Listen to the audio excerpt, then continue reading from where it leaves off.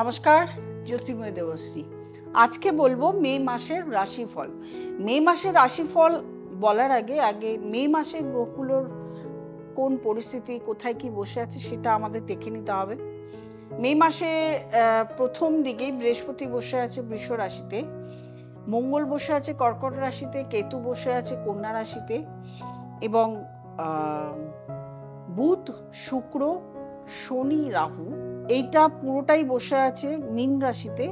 তার সঙ্গে রবি বসে থাকবে 15 তারিখে, মে মাসের 1 তারিখে রবি থাকবে আপনার মেষ রাশিতে এবং রবি 15 তারিখে ট্রানজিট করে চলে যাবে বৃষ রাশিতে।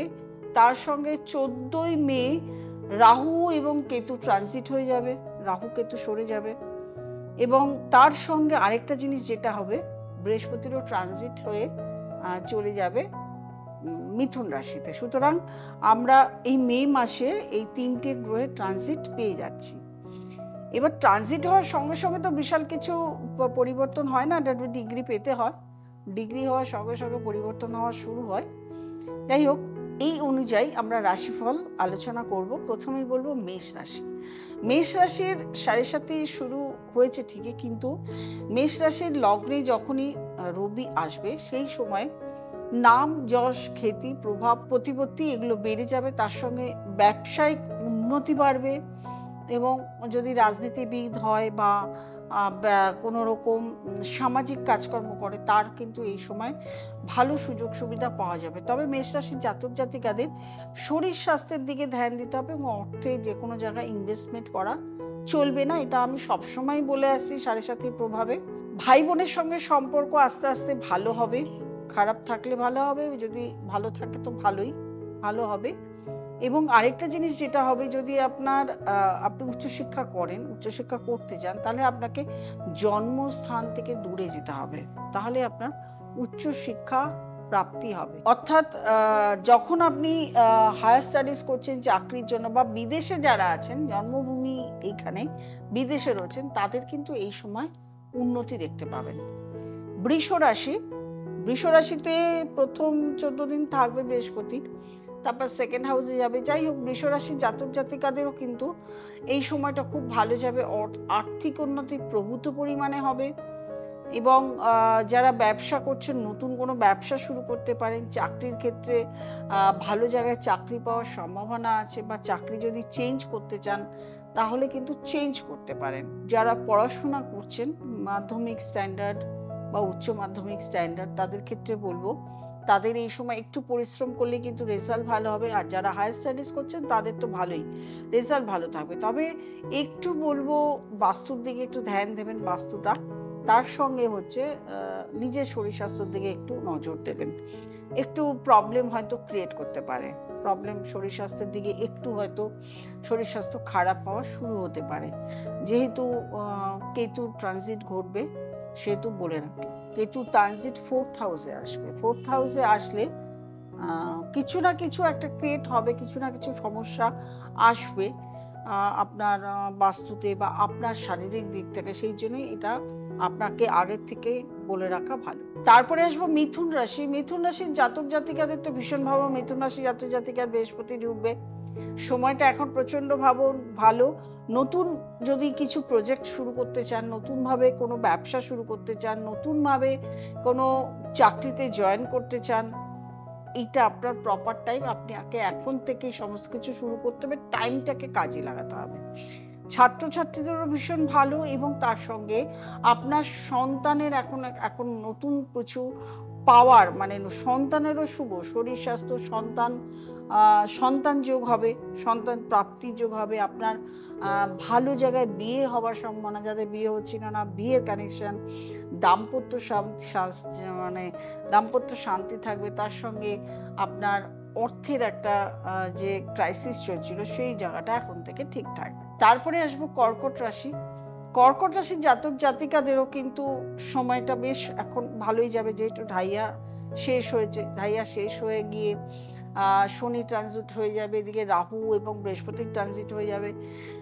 এই সময়টা কর্কট রাশির ভীষণ ভালো যাবে। তবে অর্থ একটু বুঝে শুনে খরচ করতে হবে, আয় তো হবে, কিন্তু খরচের জায়গাটাও একটু ভালো করে চিন্তা ভাবনা করতে হবে আপনাকে।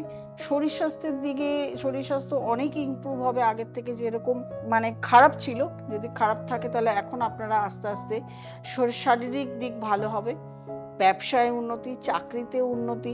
কর্কট রাশির আর কিছুদিন ওয়েট করুন, আরো ভালো সময় আসছে আপনাদের। তারপরে আসবো সিংহ রাশি। সিংহ রাশির জাতক জাতিকাদের বলবো, সিংহ রাশির জাতক জাতিকাদের এই সময়টা ব্যবসাতে ইনভেস্ট করার আগে একটু ভেবেচিন্তে করতে হবে। আপনার নতুন ব্যবসা হঠাৎ করে শুরু করবেন না।